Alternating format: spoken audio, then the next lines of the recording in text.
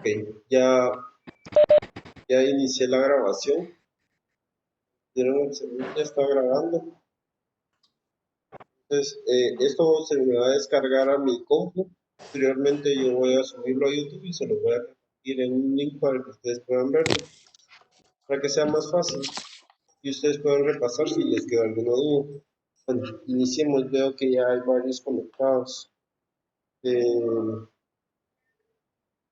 tuvieran alguna duda, pueden abrir su micrófono. Yo se los cerré ahorita a todos para no hacer el feedback. Un momentito, alguien dejó abierto su micrófono y hay interferencia con la bocina, a eso se le llama feedback, entonces, y lastima los oídos en el caso de los que tienen audífonos. Ok, iniciemos. Introducción a Linux. Bueno, primero hablemos de qué es Linux. Linux es un sistema operativo de código abierto que impulsa Linux. No es propiedad de una empresa, como les decía en algún momento cuando vimos lo que era de sistemas operativos. En cambio, lo que desarrolla la comunidad que lo usa, que esto es bueno, porque esto ellos lo ponen que es bueno desde un punto de vista en donde ustedes pueden hacer todas las modificaciones, como dice ahí, libera a los usuarios de los costos de licencia, permite modificar el código según las necesidades cambiantes. Linux es una marca registrada de Linux Torvalds en los Estados Unidos y otros países. Veamos un poquito de historia de lo que habla Linux. Ahí está, es bastante amplia. Vamos a leer partes nada más. La evolución de Linux y los sistemas operativos populares. Eh, no quiero ampliar mucho el tema, puesto que después ustedes van a entrar a la plataforma y van a tener que volver a releer todo este capítulo. Y yo les aconsejo que lean. Me gustaría que el día de hoy leyeran del capítulo 1 al capítulo 8. Es puro contenido, es bastante interactivo y al final hagan la evaluación. Van a tener toda la semana para poder hacer la evaluación. Yo les voy a decir hasta cuándo. Y si consideran que es mucho contenido, lo podemos hacer por partes. Y yo les voy habilitando las evaluaciones por partes. Digamos, el capítulo 1 y 2 para hoy, el capítulo 3 y 4 para mañana, y así sucesivamente para que ustedes tengan la oportunidad de poder leer todo el contenido. Entonces dice, la definición de la palabra Linux depende del contexto en el que se utiliza. Linux se refiere al kernel. Kernel es como decir una de las válvulas del corazón del ser humano. Es el controlador central de todo lo que pasa en el equipo. Tenemos más detalles a continuación. Quienes dicen que su equipo ejecuta con Linux generalmente se refiere al kernel y el conjunto de herramientas que viene con el llamado distribución. Si tienes experiencia con Linux, probablemente te refieres los propios programas, aunque dependiendo del contexto, podría hablar sobre tu capacidad de ajustar con precisión el kernel. Yo tuve un compañero que hizo un sistema operativo desde cero y, y le pregunto cómo saber en qué momento ya terminaste de hacer el sistema operativo. La ventaja de él era que él trabajaba con audio, él era editor de audio, entonces él decidió darle el 98% de todas las necesidades de su sistema operativo a lo que es la tarjeta de audio y el resto al sistema, o sea, la máquina funcionaba perfectamente bien con un sistema operativo que era para solo edición de audio, para una persona que editaba audio le funcionaba, para una persona que no, promedio como nosotros, no le funciona, puesto que nosotros necesitamos que, que maneje el video, que maneje el internet, etcétera, de situaciones. Entonces veamos otra diapositiva. El término que más complica las cosas es Unix. Unix era originalmente un sistema operativo desarrollado en los laboratorios de Bell AT&T en la década de 1970. Imagínense desde cuándo. Este fue modificado y bifurcado, es decir, las personas lo modificaron y estas modificaciones sirvieron de base para otros sistemas. En la actualidad hay muchas variantes de Unix, sin embargo Unix es ahora una marca registrada y una especificación propiedad de un consorcio industrial llamado OpenGroup. Solo el software que ha sido certificado por el Open Group puede llamarse Unix. A pesar de la adopción de todos los requisitos de la especificación de Unix, Linux no ha sido certificado. Eso significa que Linux realmente no es un Unix, solo un Unix. Es una copia, digamos una copia pirata, pero no ha sido certificada. ¿Por qué menciono esto? ¿Por qué se dice esto? Que es así. Porque como les decía anteriormente, Linux tiene muchas variantes y no hay un distribuidor específico como digamos, ustedes saben que en Windows lo distribuye Microsoft y que cualquier problema ustedes pueden acudir a Microsoft para que les resuelva la situación. En el caso de Linux no hay y eso lo vamos a ver más adelante. Más adelante vamos a ver esa parte de que no hay un grupo específico, hay comunidad Linux o en el caso de Ubuntu hay una comunidad que se llama Ubuntu que ellos se dedican a ese tipo de soportes. Pero como les explicaba, Linux tiene dos opciones, o la versión pagada o la versión gratis. Si usted se va por la versión gratis, usted solo es responsable de lo que sucede bajo su propio riesgo. Pero si usted se va por la versión pagada le da soporte. Entonces, no es certificable todavía. Y esto significa que Linux realmente no es un Unix, es solo como Unix. O sea, se parece, pero no es. Ahora, veamos el rol del kernel.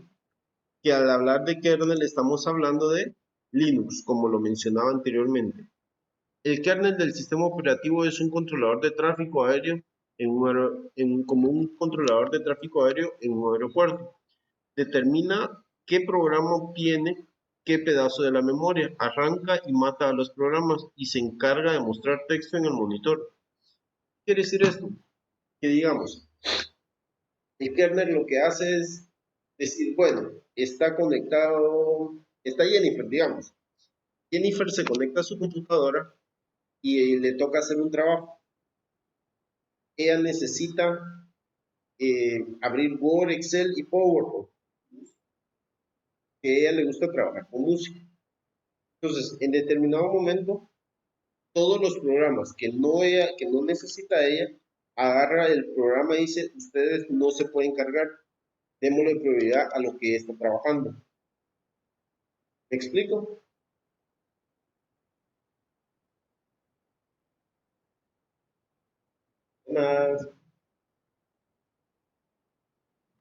Cuando todo.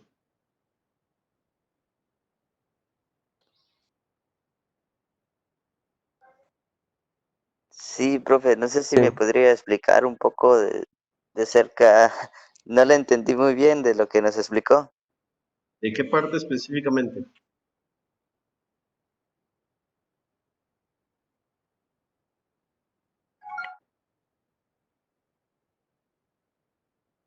¿Qué parte necesita que le explique nuevamente? Por donde decía, donde estaba dando el ejemplo de Jennifer, donde estaba trabajando con varias aplicaciones, me quedé un poco como enredado. Ok, ¿qué es lo que sucede? Digamos, ustedes saben Sí. que abren varias aplicaciones, ¿verdad? Abren Word, Excel, PowerPoint y Ujú, abren un programa de música.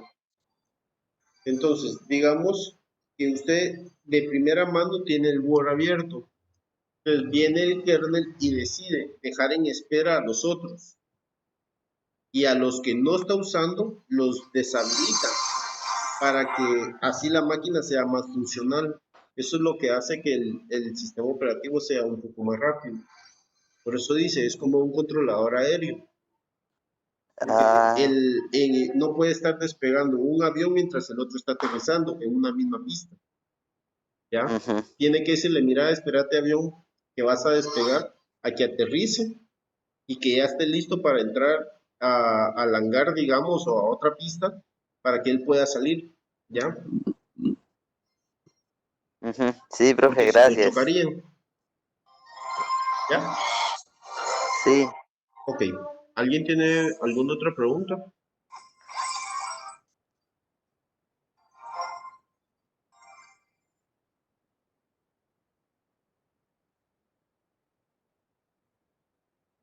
Dice aquí, también se encarga de cambiar entre aplicaciones. Un equipo tendrá un pequeño número de procesadores y una cantidad finita de memoria. Eso es cierto porque dice que hay máquinas que tienen hasta 4 procesadores. Entonces, pero realmente solo son 2 los que son físicos, los otros son virtuales. Entonces, ¿qué significa eso? Que su máquina puede tener 4 procesadores y lo que hace es como decir, tiene 4 controladores de tráfico. ¿Ya? Que están trabajando continuamente para que eso sea más rápido. Entonces, ¿de qué sirve esto? Hay 4 pistas, 4 controladores aéreos. ¿Me explico? Entonces, pueden ejecutar 4 programas al mismo tiempo porque como hay 4 pistas y hay 4 controladores, pueden despegar 4 aviones y aterrizar 4 aviones al mismo tiempo, sin necesidad de que alguno de los demás aviones tope uno con otro.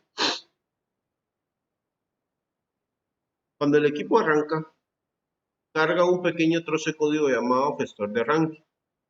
El gestor de arranque debe cargar el kernel y arrancarlo. Si estás más familiarizado con sistemas operativos como Microsoft Windows o Apple OS X, probablemente nunca ves el gestor de arranque, pero en el ambiente de Unix es generalmente visible, por lo que puedes modificar la manera en la que tu equipo arranca. ¿Se recuerdan que cuando estábamos haciendo la instalación de un sistema operativo, quienes tuvieron la oportunidad de hacer la instalación real, habrá alguien de los que estuvo, que hizo le hizo la instalación del sistema operativo real en una máquina?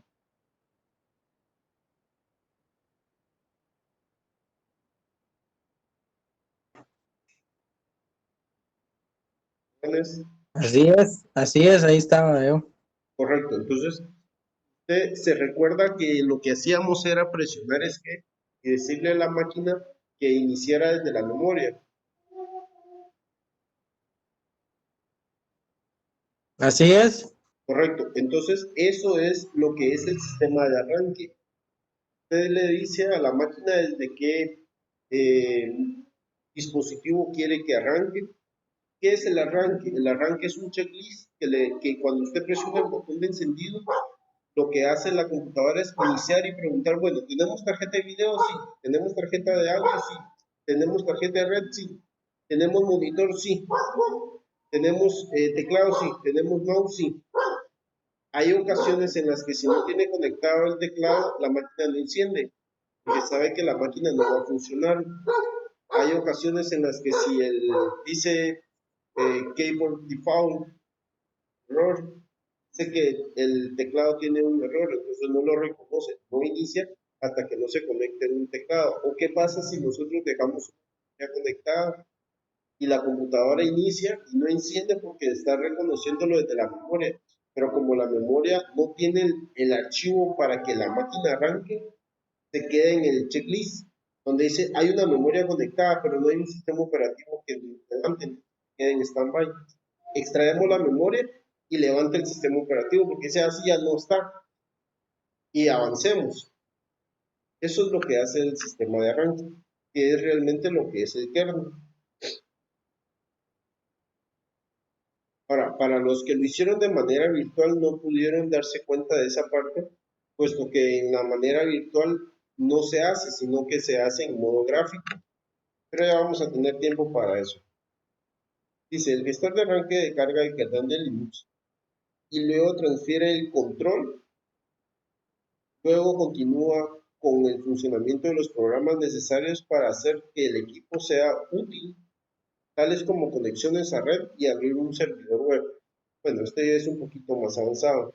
Posteriormente van a ver ustedes en el documento que les voy a dar que Linux funciona y realmente Linux está más enfocado a la parte web que a la parte a nivel de usuario como máquina, digamos, que es más para una PC. En el caso de Linux es utilizado para la web por su simplicidad del sistema y es más enfocado a lo que es un un servidor.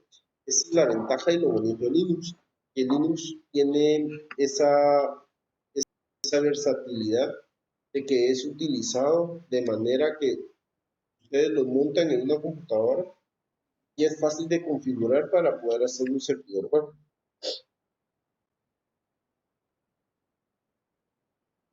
Vamos a ver. Las aplicaciones, Luis.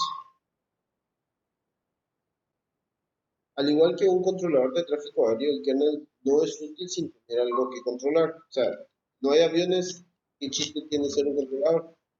Si el kernel es la torre, las aplicaciones son los aviones. Las aplicaciones mandan peticiones al kernel.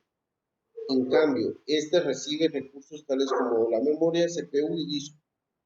El kernel también abstrae los detalles complicados de la aplicación. La aplicación no sabe si el bloque de disco es una unidad de estado sólido del fabricante A o un disco duro metálico del fabricante B. O sea, él no determina marcas y fábricas, él sabe que es un dispositivo de almacenamiento. A él no le interesa saber cuál es la fábrica o saber de qué tipo es, sino que él solo agarra y dice, bueno, tenemos un disco duro, metamos la información ahí, ¿ya? Tenemos una memoria RAM, ok, perfecto, utilicémosla. Al controlador aéreo solo le interesa saber qué pistas están libres y qué áreas están disponibles para que el avión aterrice y se pueda descargar la gente. Y cuánto tiempo va a tardar la gente en subir al avión para que este avión nuevamente salga. Eso es lo que viene el kernel. Incluso en una parte del archivo de red, las aplicaciones solo tienen que seguir la interfaz de programación de aplicaciones o API del kernel y a cambio no tienen que preocuparse por los detalles de implementación. Cuando nosotros como usuarios pensamos en aplicaciones, tendemos a pensar en los procesadores de texto, navegador web y clientes de correo electrónico. El kernel no le importa si estás ejecutando algo orientado al usuario. Es un servicio de red que se comunique con un equipo remoto y una tarea interna. Por lo tanto, de esto obtenemos una abstracción llamada proceso. O sea, él ya mira procesos.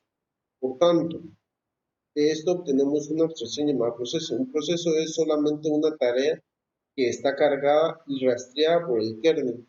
Una aplicación puede necesitar incluso múltiples procesos para funcionar. Bueno, hagamos un poquito más práctico eso, más interactivo. ¿Qué es para ustedes un proceso en una computadora?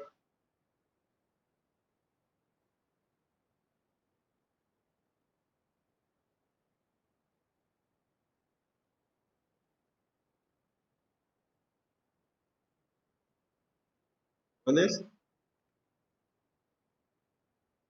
Los escucho. ¿Qué es para ustedes un proceso? Tal vez desde que se enciende la computadora y como dice usted, está verificando a ver si tiene teclado, mouse y todo eso. Entonces ya automáticamente después se enciende. Entonces lleva un proceso para poder encender.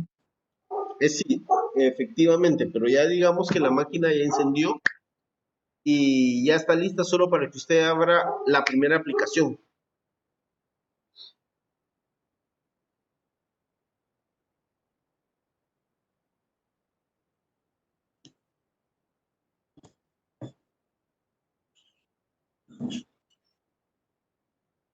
Pues esa es la hora de abrirlo y, y poder ejecutarlo. Solo que lleva un momento para abrir y después ya poder ejecutar uno las funciones de la aplicación. ¿Correcto? ¿Alguien más?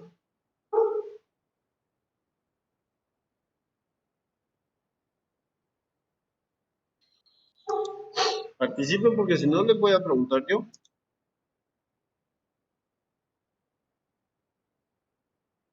¿Cómo dijo la pregunta, profe? ¿Qué es un proceso? En la computadora, claro está.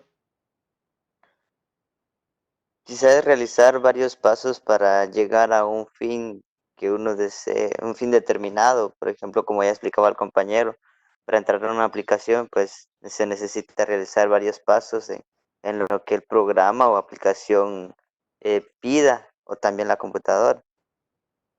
Correcto. Un ejemplo sencillo. Un ejemplo para entrar a, No, un bueno, ejemplo por de un ejemplo, proceso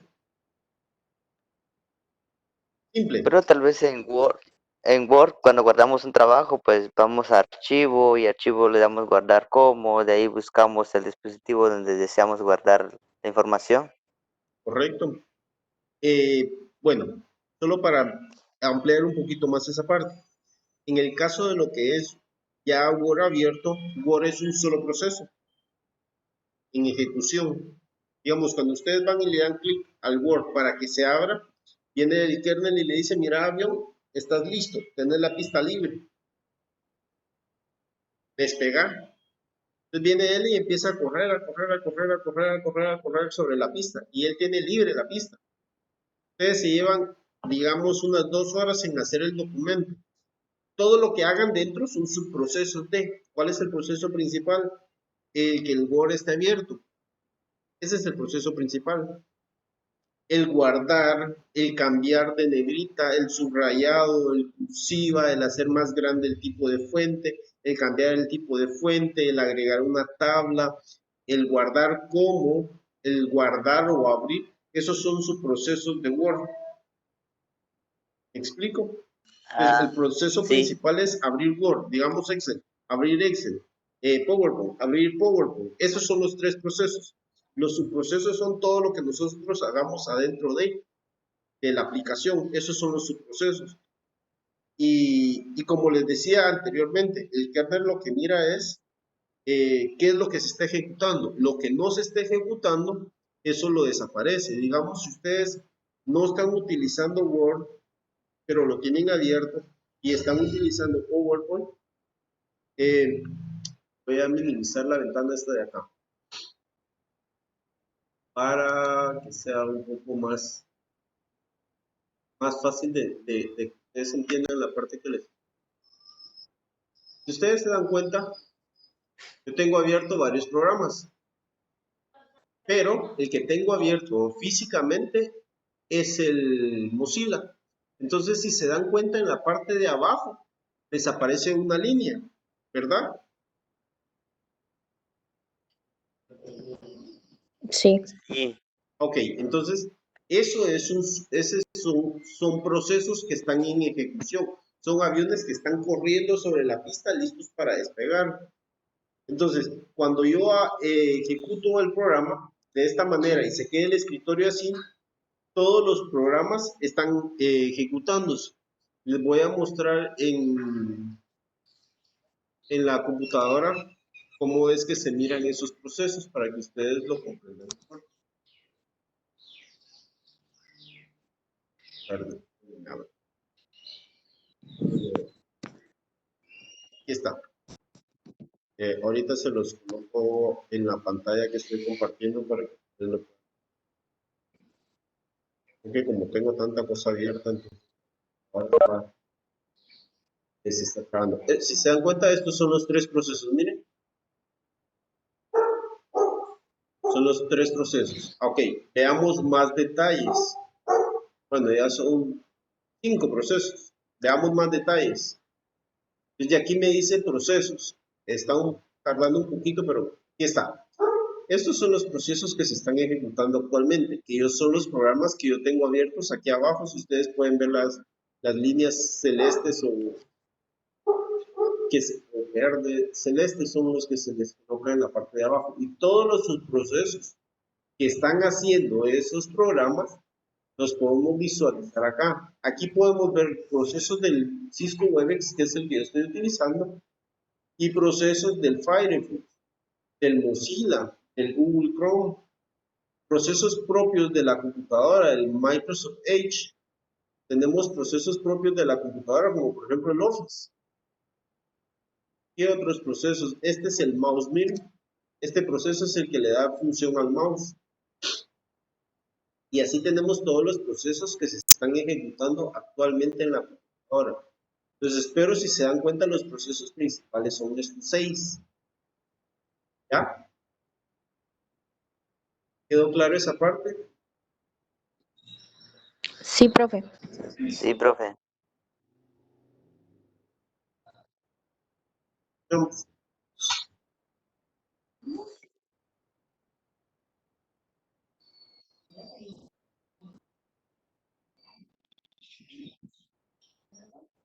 Hablemos del rol del código abierto. Esto es un poco de introducción, es un poco de historia para que podamos ampliar un poquito y podamos interactuar algunas preguntas que ustedes tengan. Posteriormente, como ya les decía en un comienzo a los compañeros que se conectaron al principio, les voy a dar un código y les voy a explicar cómo utilizar ese código para que ustedes se metan a la certificación. Eso no quiere decir que solo hoy vamos a tener interacción. Pueden ustedes consultar a través del WhatsApp en el transcurso de la semana y con mucho gusto les voy a contestar algunas dudas que ustedes tengan referentes al que yo les voy a decir, que les habilite para que ustedes saquen. Va a tener un poquito de paciencia derivado de que nos solicitaron ayuda para poder impartir otros cursos, partiendo al mismo tiempo también, y así poder responderles de manera que sea efectivo. Ya somos 11, qué bueno. Linux comenzó como un proyecto de pasatiempo por Linux Torvalds en 1991, imagínense. Alguien que no tenía nada que hacer dijo, bueno, ¿qué hacemos? Hagamos un curso. Imagínense ustedes ahorita que dijeran, bueno, como no tenemos nada que hacer en estos días que tenemos de descanso obligatorio por los procesos que están pasando, hagamos un sistema operativo. Entonces se juntó un grupo de gente y, y empezaron a programar. Hizo la fuente disponible y libremente y otros se unieron para formar este sistema de vanguardias. El sistema no fue el primero desarrollado por un grupo, sin embargo, ya que fue un proyecto creado desde cero, los primeros usuarios podían influir el rumbo del proyecto y asegurarse de que no se repitieran los errores de otros. Así como iniciaron, por ejemplo, Facebook, Twitter, Google, iniciaron como proyectos universitarios o algunos proyectos de pasatiempos en los garages de, de sus casas. Así iniciaron todas esas empresas. Ustedes dirán, qué grandes empresas que ahora valen millones de dólares, pero iniciaron en garage de casas. ¿Ya? Si tuvieran alguna pregunta, ya sea la pueden hacer abriendo su micrófono o en el chat tengo abierto.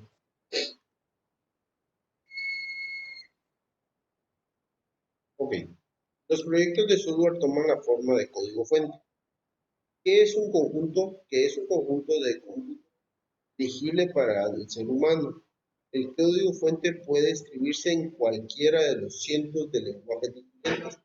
Linux ha sido escrito solamente en C, que es un lenguaje que comparte historia con el Unix original. El código fuente no se entiende directamente por el equipo, que debe ser compilado en instrucciones de máquina por el compilador. El compilador reúne todos los archivos fuente y genera algo que se puede ejecutar en el equipo, como el kernel de Linux. ¿Se recuerdan ustedes que cuando les dije que la máquina trabajaba a través de un sistema binario, que él no reconocía lo que nosotros escribíamos, sino que ceros y unos? ¿Es? Sí, así es. Correcto. Sí, Entonces, ¿qué es lo profe. que hace uno? Hace unos comandos, aquí dice el programa, que es C. Para Entonces el uno teléfono hace de los John. comandos y le dice a la computadora, mira, quiero que hagas esto, quiero que hagas lo otro, y empieza a hacerle una secuencia de pasos de todo lo que uno quiere que realice. Digamos, ustedes van y le dan clic al botón de guardar. Cuando ustedes le dan clic a ese botón, él está programado para que les diga dos opciones. Si me equivoco, me pueden corregir. Dos opciones. La primera es, Si el documento no ha sido guardado anteriormente, que les muestre un cuadro de diálogo donde les diga guardar y les permita guardar la ubicación que ustedes quieran. Y la segunda opción, si el documento ya fue guardado, solamente que lo guarden y ya no les muestra el cuadro de diálogo. ¿Es esto cierto o esto correcto o incorrecto? Sí, así es. Así es que Entonces, funciona. eso es lo que se le hace y se le dice cuando uno programa. Uno programa cada uno de los botoncitos que aparecen en Word son programados de manera independiente y se les da una secuencia de pasos de lo que posiblemente el usuario haga. Pero ese código que uno entiende como ser humano, la computadora no lo entiende. Entonces lo que se hace es, se entiende como código fuente, que es la fuente de todo. Posteriormente eso se mete en un programa de programación, valga la redundancia, y este programa lo compila, lo traduce a un lenguaje en el que la máquina lo entienda. De modo que cuando ustedes le den clic al botón, ya no va a ser el código que ustedes escribieron, sino que va a ser el lenguaje que la máquina entiende, de ceros y unos. ¿Ya? ¿Alguna pregunta?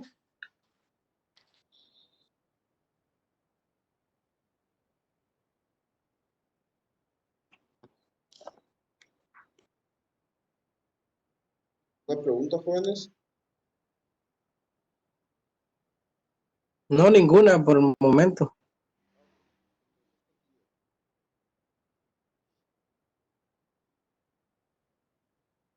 Históricamente, la mayor parte del software se ha publicado bajo una licencia de código cerrado, lo que significa que obtienes el derecho a utilizar el código de máquina, pero no puedes ver el código fuente. A menudo, la licencia dice específicamente que no se intente revertir el código máquina del código fuente para averiguar lo que hace. ¿Qué es lo que quiere decir este trozo? Cuando ustedes compran, digamos, el Office, ustedes pueden manejar la traducción del lenguaje de humano al lenguaje de máquina, pero no al revés. ¿Ya? Ustedes no tienen acceso al código, solo tienen acceso a lo que hace. El código abierto toma una vista centrada en una fuente del software. La filosofía del código abierto es que tienes derecho a obtener el software y modificarlo para ti. Linux adoptó la filosofía con gran éxito. La gente tomó la fuente, hizo cambios y lo compartió con el resto.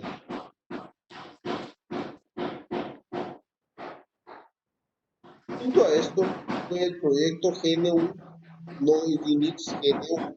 Mientras que GNU estaba construyendo su propio sistema operativo, era mucho más eficaz la creación de las herramientas que están de acuerdo con el sistema operativo Linux.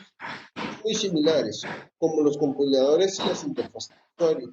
La fuente era completamente gratuita, así que Linux pudo enfocar sus herramientas y proporcionar un sistema completo.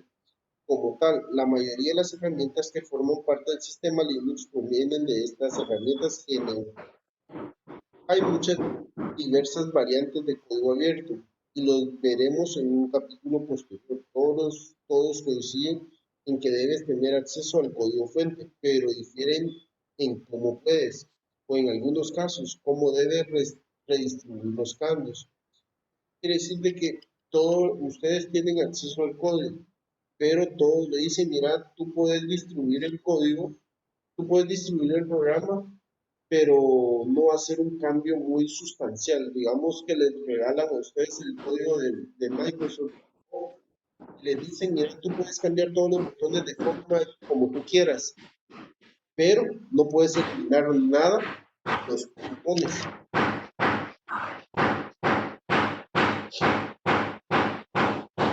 Distribuciones de Linux. Toma las herramientas de GNU y Linux, añade algunas aplicaciones para el usuario como un cliente de correo y obtiene un sistema Linux completo. Se empezó a empaquetar todo este software en una distribución casi tan pronto como Linux llegó a ser estable. La distribución se encarga de configurar el almacenamiento de información, instalar el kernel e instalar el resto de software. Esto es una opción, una variante bastante interesante. Diferencia de Windows, Linux, cuando ustedes hacen la instalación más tardada que Linux, tal vez Windows se hace una instalación como en unos 20 minutos, Linux se hará una instalación en 40 minutos aproximadamente, son como 20 a 30 minutos la diferencia, pero la diferencia esencial es que cuando ustedes instalan Linux, ustedes no se preocupan de Office, porque automáticamente hace la instalación completa. Les instala un Office, les instala un navegador web y les instala algunos juegos que vienen de paquete y algunas herramientas que en la versión de Linux en la versión de Windows son pagadas. Esa es una de las ventajas que tiene, por eso dice una versión completa. Instale el kernel e instale el resto de software. Las distribuciones recomendadas completas también incluyen herramientas para administrar el sistema y un administrador de paquetes para añadir y eliminar software después de instalación. La instalación en Linux es totalmente diferente como lo hacemos en Windows. En Windows es doble clic y a ejecutar. En Linux no, en Linux hay que hacerlo en código. Entonces, esa es una versión. Las versiones actuales ya permiten hacer una instalación de doble clic o ejecutar y hacer la instalación. Fue tal el cambio que ha ido a algunos países, como por ejemplo en el caso de Brasil, que todo el gobierno hizo su cambio a Linux, después de que Windows dijo que la versión de Windows 7 ya no iba a tener soporte.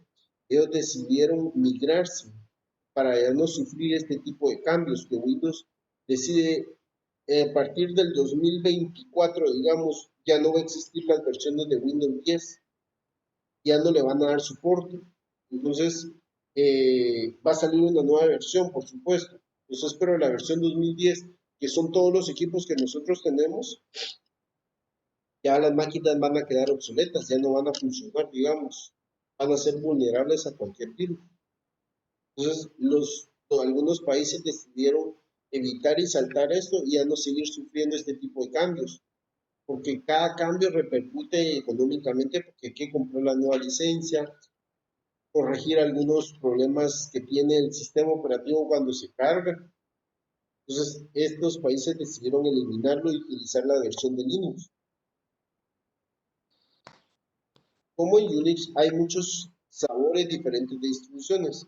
En estos días hay distribuciones que se centran en el funcionamiento en servidores, computadoras de escritorio de esto, o incluso herramientas específicas de la industria como diseño de la electrónica y estadística.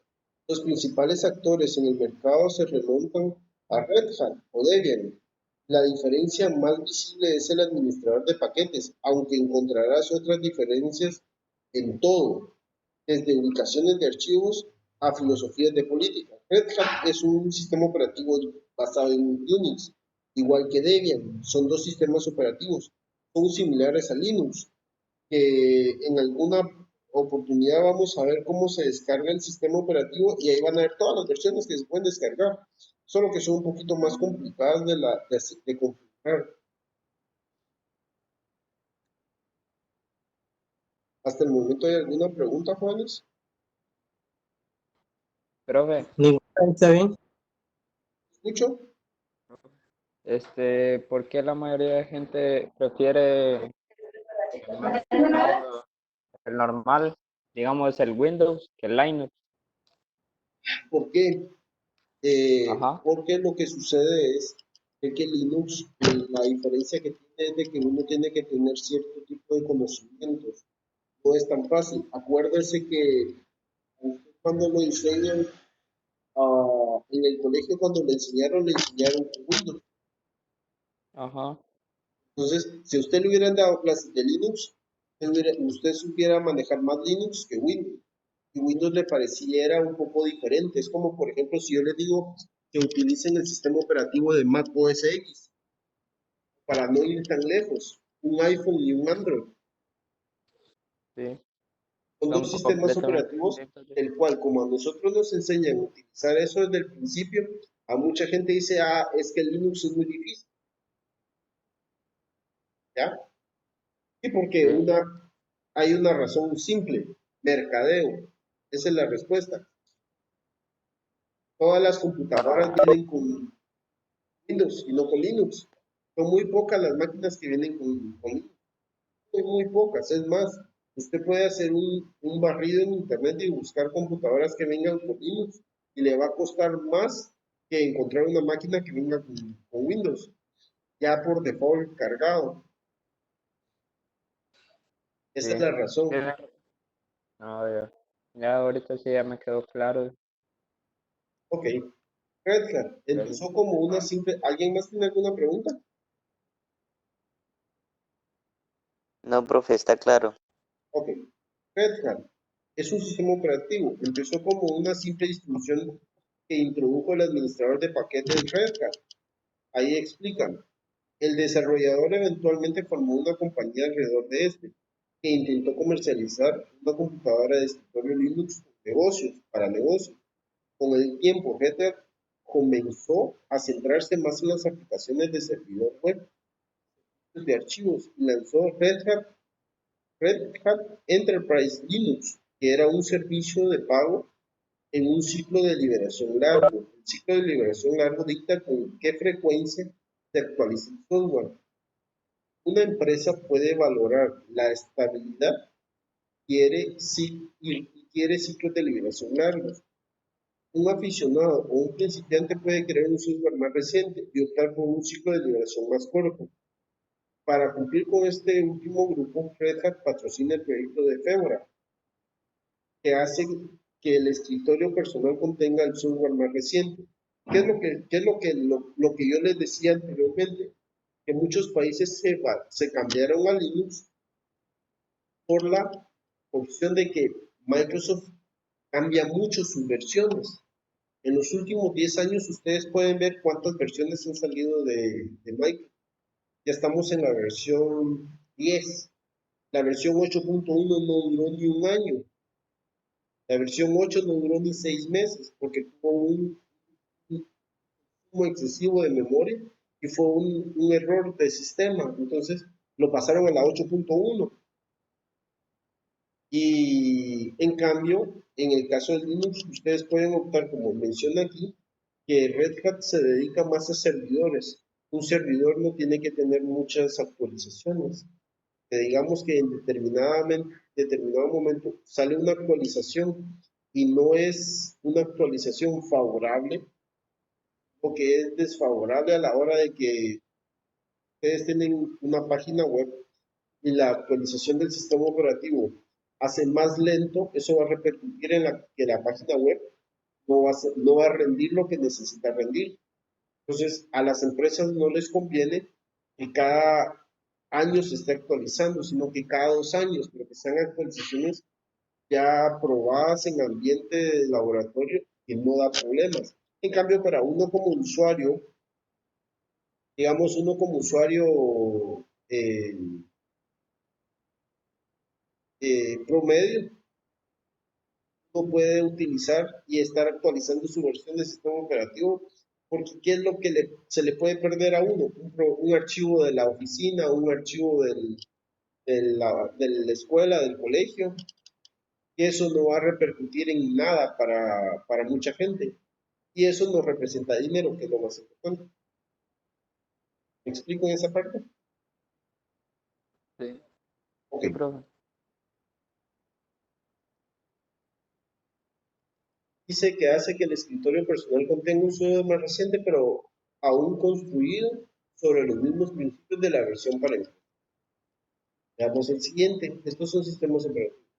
Porque todo en Red Hat Enterprise Linux es un código abierto. Un proyecto llamado CentOS llegó a ser el que volvió a compilar todos los paquetes RHEL y los proporcionó gratis. CentOS y otros proyectos similares como Scientific Linux son en gran parte compatibles con RHEL e integran algún software más reciente, pero no ofrecen el soporte pagado a Red Hat si lo ofrece. Entonces, como estos son proyectos gratuitos, digamos, no tienen un soporte. Digamos, ¿qué es un soporte? Sale la nueva impresora y ustedes no pueden conectarlo a su sistema operativo, a su computadora, porque el sistema operativo no tiene los controladores para que se la impresora, ¿ya? Entonces, si ustedes tuvieran una versión pagada, ustedes pueden contactar al proveedor y decirle, mira, fíjate que quiero instalar una impresora de tal modelo, pero no me deja. Entonces viene el proveedor y le dice, bueno, dame cierto tiempo y yo te lo desarrollo. Entonces hace que la impresora se conecte. Esa es la diferencia que para la mayor parte de controladores. Una de las diferencias también. Scientific Books es un ejemplo de una distribución de uso específico. El proyecto viene patrocinado por Fermilab, siendo una distribución diseñada para habilitar la computadora, la computación científica. Específicamente es para científicos. Entre muchas aplicaciones, Scientific Linux utiliza con acelerador de partículas como el Gran Colisionador de Hadrones en el CERN.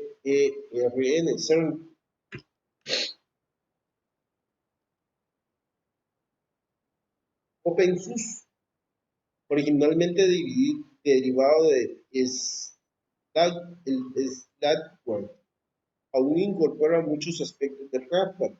La compañía original fue comprada por Novell en el año 2003, que entonces fue adquirida por el grupo Attach en el 2011. El grupo Attach luego se fusionó con Micro Focus International a través de todas las fusiones y adquisiciones. SUSE ha logrado continuar y crecer, mientras OpenSUSE se basa en escritorio y es disponible al público.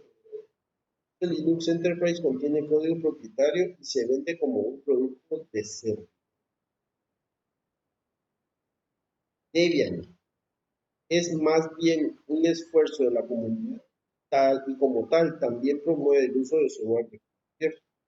La adherencia a estándares. Debian desarrolló su propio sistema de administración de paquetes basado en el formato Dev, mientras que Red Hat deja sin soporte las plataformas Intel y AMD. ¿Qué son estos dos?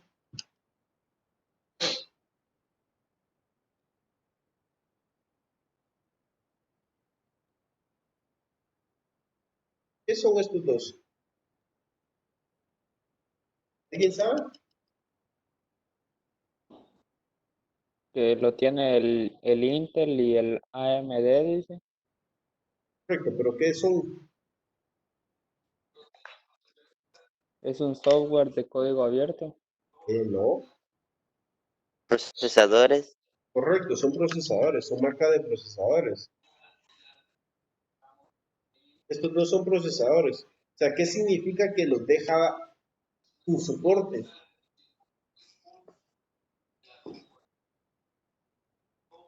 Le está dando mantenimiento. Deja sin soporte quiere decir que los deja de un lado, no se pueden utilizar. Debian no utiliza procesadores Intel ni AMD.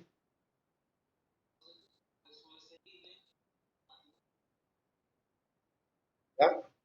Y ahora viene el más utilizado por la comunidad, que es Ubuntu. Es una distribución derivada de Debian más popular. Es la creación de Canonical, una empresa que apoyó el crecimiento de Ubuntu, ganando dinero por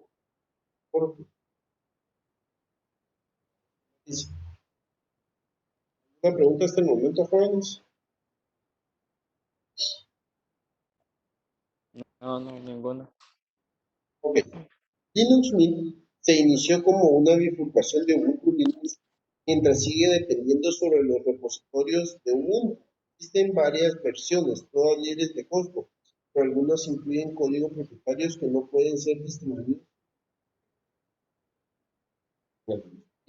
Linux Mint está suplantando rápidamente a Ubuntu como solución de Linux de escritorio más popular del mundo. Valdría la pena hacer una instalación y ver qué diferencia tiene. Plataformas de hardware. Linux comenzó como algo que solo funcionaría en un equipo común. un 1386 con un controlador de disco específico. El rango de soporte creció gracias a que empezó a implementar soporte para hardware. Finalmente, Linux comenzó a apoyar a otros chips, incluyendo el hardware que se hizo para sistemas operativos. Veamos, los tipos de hardware crecieron desde el chip de Intel hasta supercomputadoras. Más tarde se desarrollaron chips de menor tamaño compatibles con Linux, pensados para que quepan en dispositivos de consumo, llamados dispositivos integrados. El soporte para Linux se hizo omnipresente de tal manera que a menudo es más fácil construir hardware para soportar Linux y usar Linux como un trampolín para software personalizado que distribuir el hardware y el software personalizado. Es más fácil utilizarlo, modificarlo que hacer uno de decir. ¿Alguna pregunta?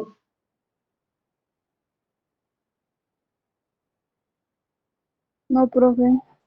Ok. Finalmente, teléfonos celulares y tabletas comenzaron a funcionar en una empresa más tarde comprada por Google. Salió con la plataforma Android, que es un paquete de Linux y el software necesario para ejecutarse de un teléfono o tablet. Esto significa que el esfuerzo para introducir un teléfono al mercado es significativamente menor. Las empresas pueden pasar su tiempo innovando en software orientado al usuario en lugar de reinventar la rueda cada vez, como se dice en el buen chapín o en el mundo coloquial. ¿Para qué vamos a inventar el agua azucarada si ya está inventada? Android es ahora uno de los líderes del mercado en el espacio. Android. ¿Qué es Android?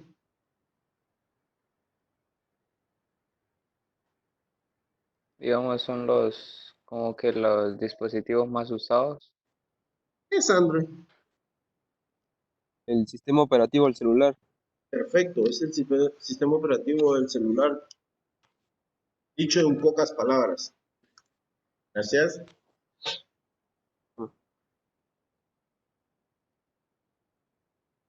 Además de los teléfonos y tabletas, muchos dispositivos de consumo llevan Linux. Sus ejecutadores inalámbricos normalmente funcionan porque tienen un gran conjunto de características de red. El Pivo es un grabador de video digital para el consumidor basado en Linux. A pesar de que estos dispositivos tienen Linux en el kernel, los usuarios finalmente no tienen que saberlo. El software a la medida interactúa con el usuario y Linux proporciona una plataforma estable. ¿Qué es lo que quiere decir en resumen? ¿Qué es lo que hace Linux? Esa es una pregunta.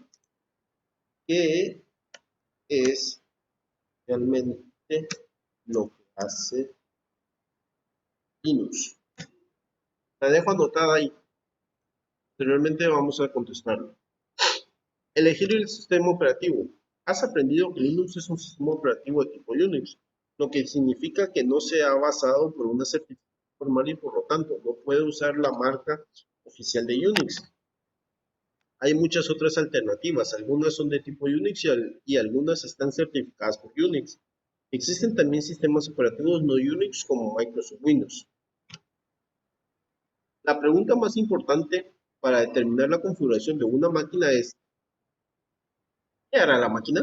Necesitas ejecutar un software especializado que solo se ejecuta en Oracle Solaris. Oracle Solaris es un sistema operativo para servidores. Entonces, eso es lo que necesitarás. Si necesitas leer y escribir documentos de Microsoft Office, entonces necesitarás Windows o algo capaz de ejecutar OpenOffice o LibreOffice. Estos dos últimos es lo mismo. OpenOffice es la versión en inglés, LibreOffice es la versión en español. ¿Por qué cambia? Si ustedes miran, Open es libre o es abierto, porque los desarrolladores son españoles, la comunidad española, y dijeron, ¿por qué lo vamos a seguir traduciendo y llamándole Open? Un nombre que está en inglés, pongámosle un nombre en español y le pusieron LibreOffice. Actualmente se llama Abierto Office. ¿Ya? Actualmente. Puntos de decisión, dice. En primer lugar, ¿alguna pregunta? No, profe. Ok. Profe, ¿Escucho? Y Office también se puede trabajar en Linux. Office de Microsoft. Ajá. Sí se puede. Actualmente existen emuladores. ¿Qué es un emulador? Es un programa que sirve para simular que está en un ambiente normal, digamos, pero no se puede usar, no se conoce como tal. Si regresamos a la presentación anterior, ustedes pueden notar que dice Microsoft Office o OpenOffice o LibreOffice, que esa es la versión que se utiliza en Linux, que ya viene precargada cuando se hace la instalación. Ah, Pero gracias, bro. si la pregunta era, digamos, yo tengo una computadora en la oficina que es Linux y en mi casa tengo una Windows, ¿puedo llevarme los archivos de Linux a mi computadora? Sí, sí se puede. Actualmente ya se pusieron de acuerdo las dos empresas para manejar las mismas extensiones. Entonces, los mismos archivos que usted tiene en su computadora de la oficina de Linux, las puede abrir en su computadora de Windows. Y no hay ningún problema o viceversa. ¿Ya? Ah, sí. ¿Alguien más tiene dudas?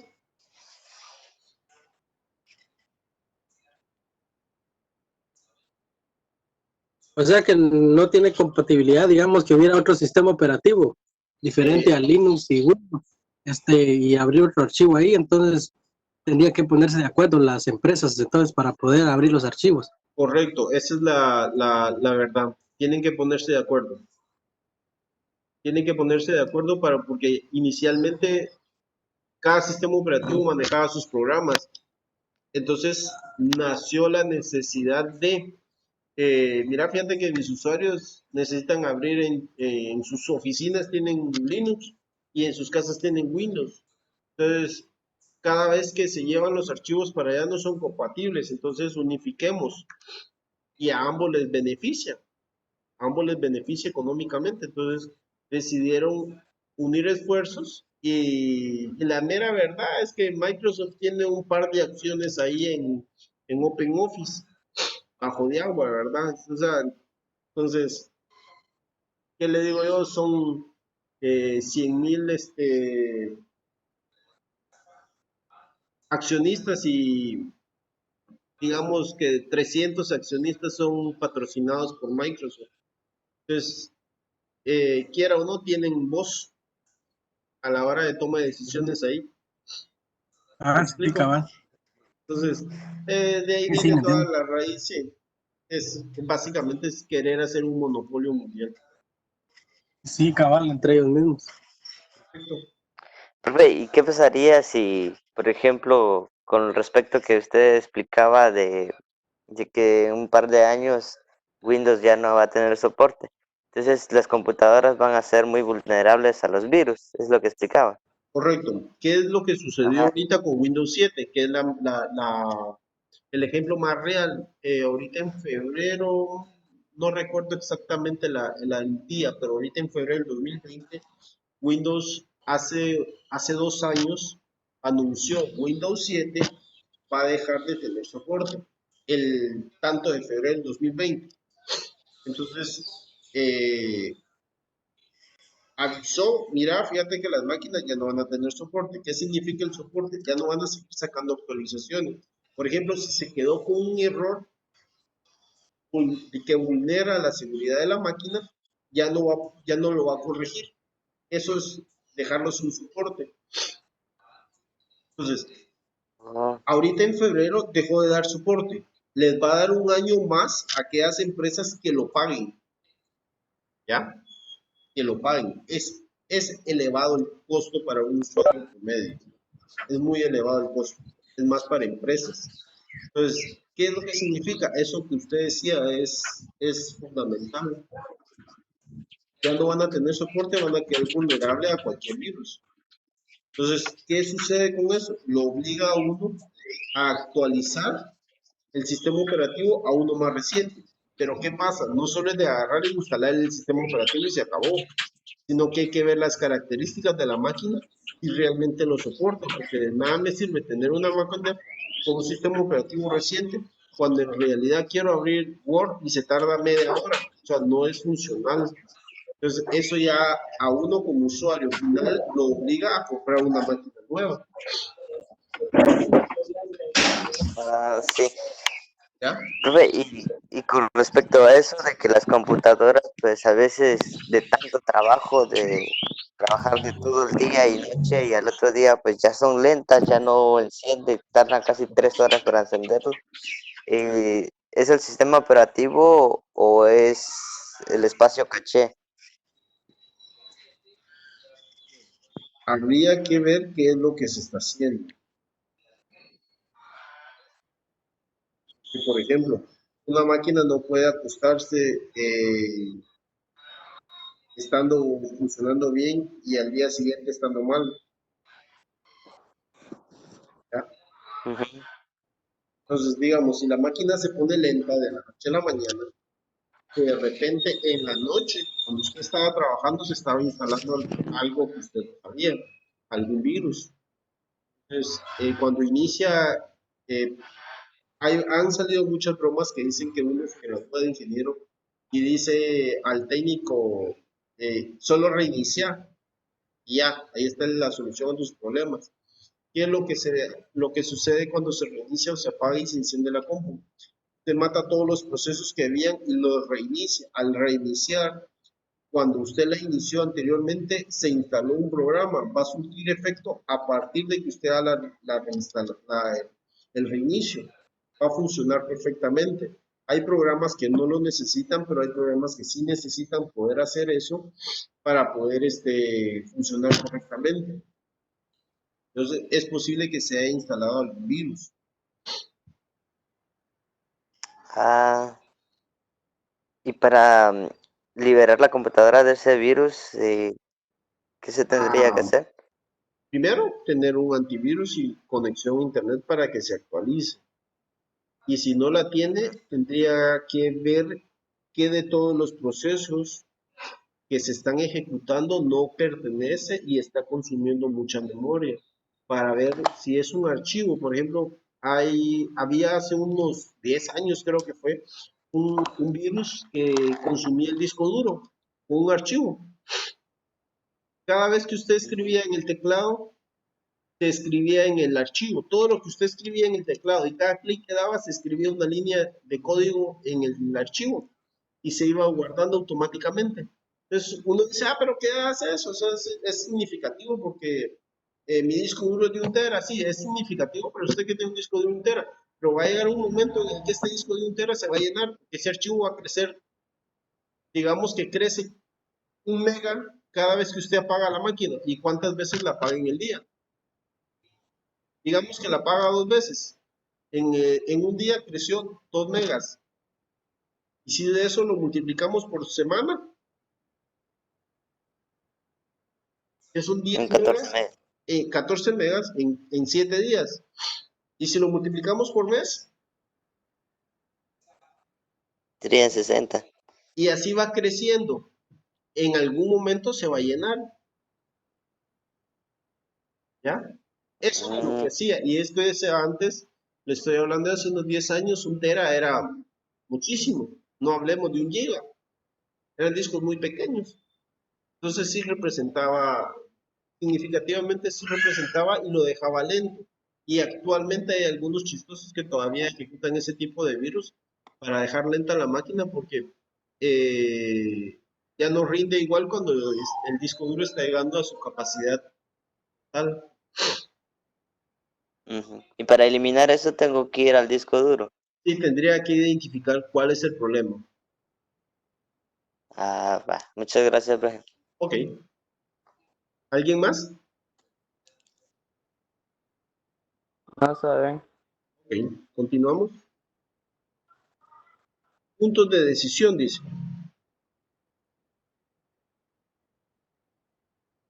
El disco duro está dañado. Bueno, los discos duros tienen una fecha de caducidad. Generalmente los discos duros solo tienen, según el fabricante, 1 año, 2 años de vida. Ustedes dirán, pero ¿cómo es eso? ¿Por qué sacó esto de ilusión? Porque alguien preguntó en el grupo, profe, mi PC está lenta y me dijeron que el disco duro estaba dañado. Entonces, los discos duros tienen alrededor de 1 a 2 años de vida.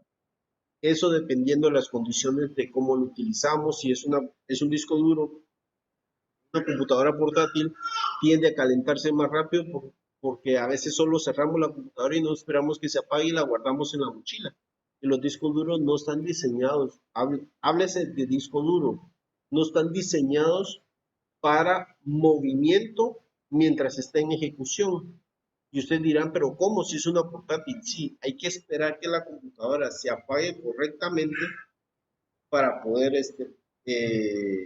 cerrar la máquina y guardarlo.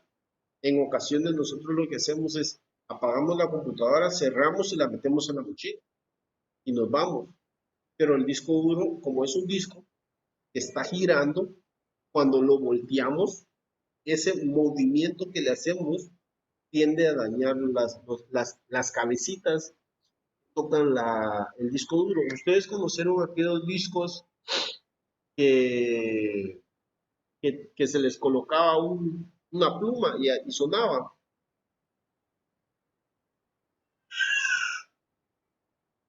¿Jóvenes? No, Solo en videos lo he visto. Correcto. Entonces, esos discos, así funciona la lógica del disco duro. Esa pluma va leyendo cada una de las líneas que tiene el disco duro.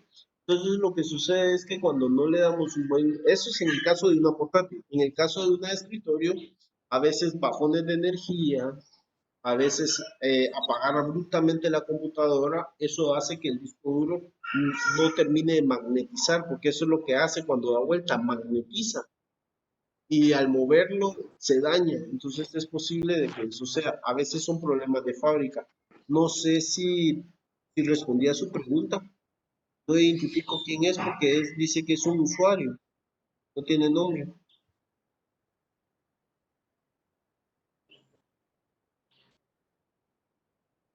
¿Sí respondí a su pregunta? Ok, perfecto. Continuemos. ¿Qué hacer en este caso? Para usuario, ¿qué hacer en este caso cuando el disco duro está dañado? Lo ideal es recuperar la información si todavía la deja.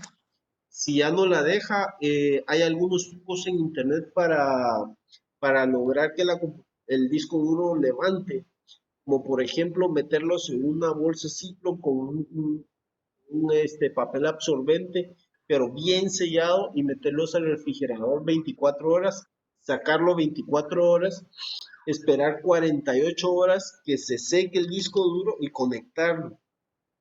Si me preguntan, yo ese truco nunca lo he hecho. Yo lo que hago es dejarlos por una semana sin uso y después conectarlos. Eh, y de ahí en algunos casos me ha funcionado. No ha funcionado en todos, pero sí en algunos casos me ha funcionado dejarlo un tiempo. No sé si ese sea el caso de su disco duro, pero si ya le dijeron que está dañado, tendría que pensar en conseguir uno. Dependiendo qué tipo de disco sea, va a ser el costo, ya sea si es portátil o es de escritorio, por el tamaño, ¿ya? Profe, una pregunta. ¿Mucho? ¿Qué? Como yo tengo un disco duro, pero ese se me había caído, o sea, literal se me cayó de las manos y cayó al suelo. Pero lo que pasa es que cuando lo conecto, a veces agarra, a veces no. No sé si es eh, este, ¿cómo que se llama? Como el dispositivo para conectarlo, no sé cómo es que se dice Un realmente. closer. Eh, Creo que ese es, pero, o sea, a veces agarra y a veces no, no sé si, pero ya tiene tiempo de que no lo uso tampoco.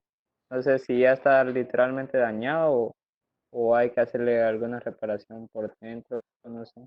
Habría que hacer una prueba de verificar si hubiera otro enclosure y probarlo en el otro enclosure. Si le funciona rápido, pueda que sea el enclosure el que no sirve. Si no le funciona, cuando son daños físicos son un poco difíciles de reparar que cuando son daños de magnetizar. porque hay programas que ayudan a solucionar ese tipo de problemas cuando son daños magnetizables. Cuando son daños físicos, sí ya es un poco más complicado, puesto que es un golpe, ¿verdad? Pero como Ya. le digo, Sí, tendría que es que probar, eso ver estaba si, probando. perdón, No, siga. tendría que ver si es el enclosure, probar en otro enclosure y ver si le funciona. Si le funciona, pues el enclosure fue el que se dañó, si no, pueda que sea el disco duro. Ya. ¿Y qué hacer en el Es que caso? antes, ¿Qué sí. hacer en este caso? En este caso lo recomendable es sacar la información, porque cuando ya el disco empezó a dar problemas, ya no es tan recomendable seguir metiendo la información, porque en determinado momento se va a arruinar, Ajá. ¿ya? Sí. ¿Alguna otra pregunta? Y no solo. Ok. ¿Alguien más?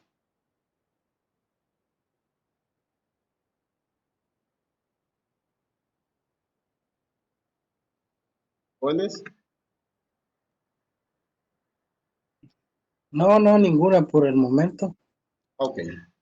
Entonces continuemos. En primer lugar, puntos de decisiones.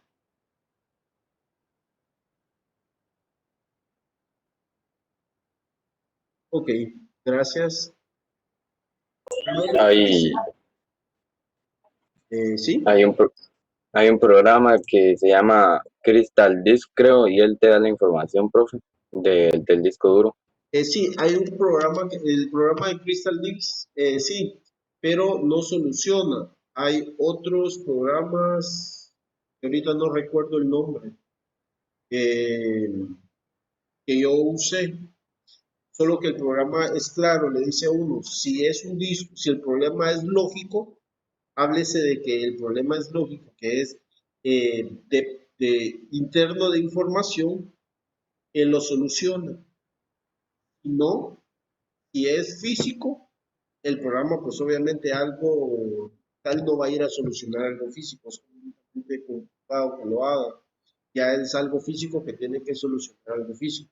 El Crystal lo que hace es solo darle el informe del disco, qué sectores tiene dañados, qué sectores no tiene dañados. Se pueden bloquear esos sectores para utilizarlos, sí se puede utilizar, pero si en determinado momento hay información que tiene que pasar por ahí, va a estar requiriendo información de ahí, pueda que ya es ahí donde se pone lento. Pero gracias por su intervención. Sí, existen programas que le dicen a uno cuáles son los sectores dañados. El mismo sistema operativo de Windows lo hace.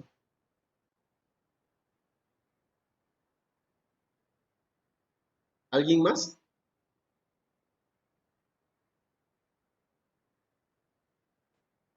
Ah, está bien, profe. Ok. Puntos de decisión. En primer lugar, tienes que decidir el rol que debe tener tu máquina. ¿Estás sentada en una consola ejecutando aplicaciones de productividad o navegando en la web?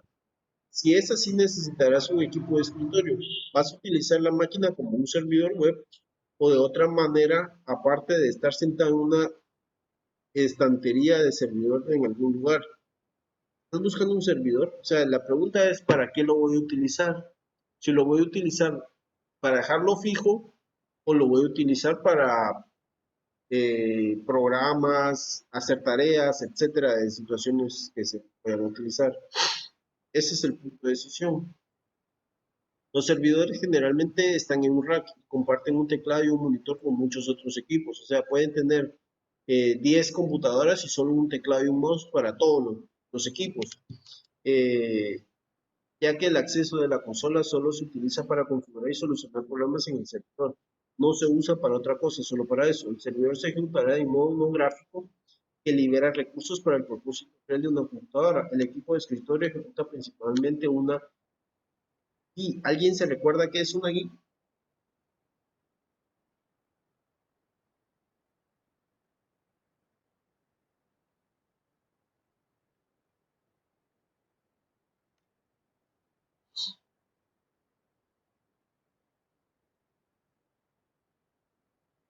Mucho.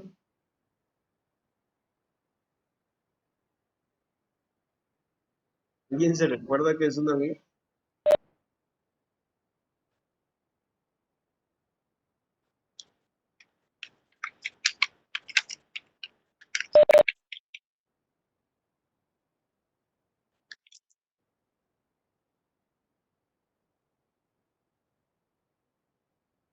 Oh, ya somos dos. Bien. Nadie se recuerda qué es uno ahí. Pues agarren su cuadernito y revisen porque ahí está apuntado, fue de la segunda clase. Cuando les dije que era un CLI y que era una GUI.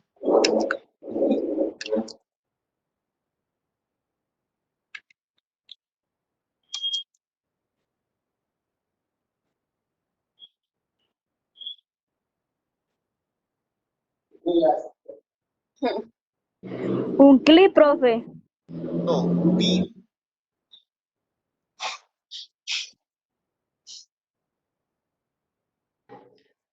Correcto.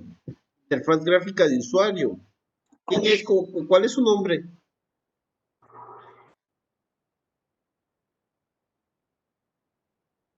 Juan López. Gracias. Eso es interfaz gráfica de usuario. ¿Ya?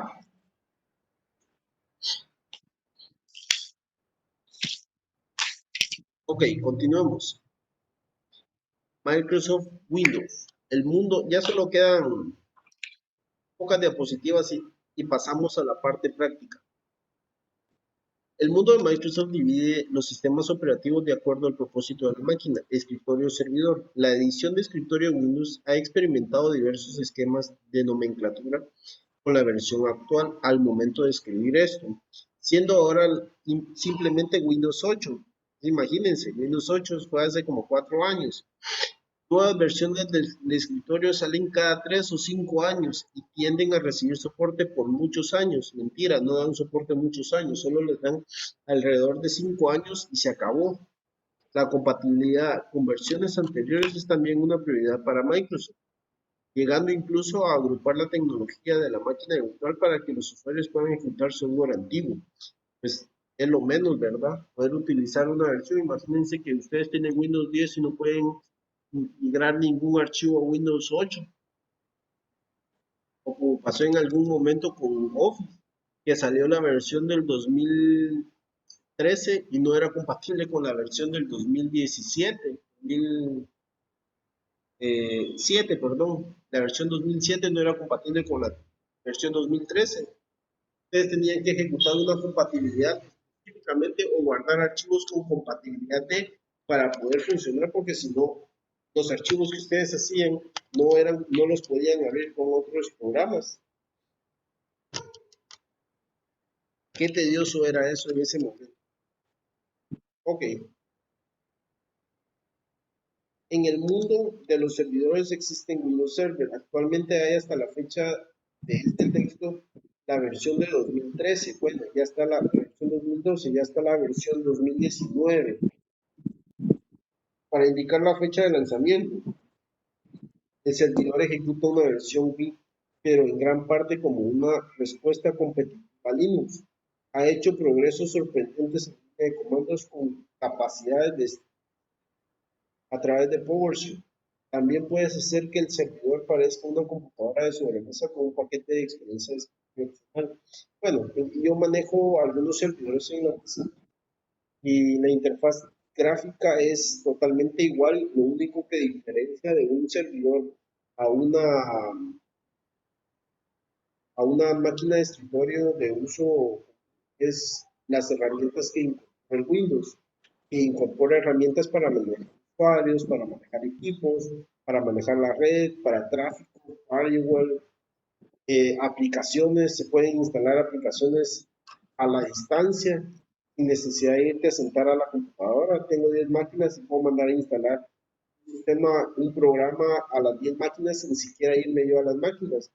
Generar roles para que ciertos usuarios puedan hacer ciertas cosas y unificar todos los usuarios, todos los fondos de pantalla. ¿Ya? Esas son las diferencias que trae. Ahora veamos el Apple OS X. Apple es un sistema operativo OS X que pasó por la certificación de Unix. OS X está parcialmente basado en un software del proyecto FreeBSD. Por el momento OS X es principalmente un sistema operativo de escritorio, pero existen paquetes opcionales que ayudan con la gestión de servicios de red. que permiten a muchos computadores de escritorio colaborar, tal como compartir archivos y ejecutar un inicio de sesión. Eh, OS X es un sistema operativo de Mac, de la Apple, la manzanita. Entonces, hasta el momento es una de las únicas marcas que generan su máquina, hardware y su propio software, ¿ya?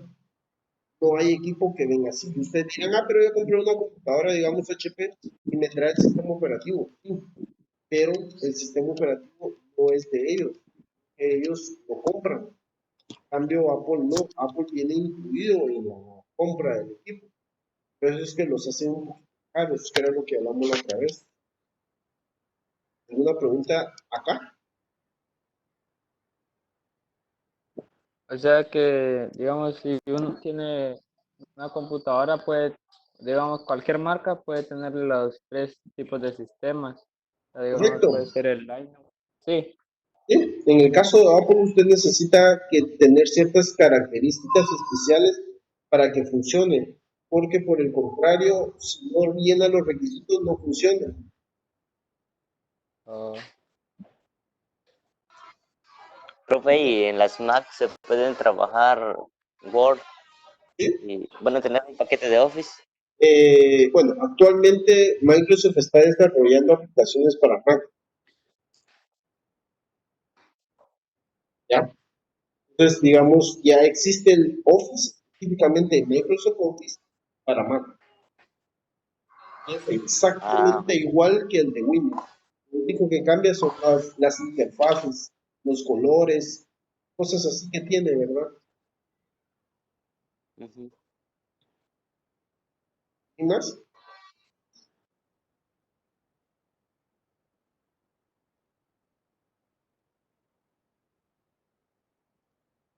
¿Quién más?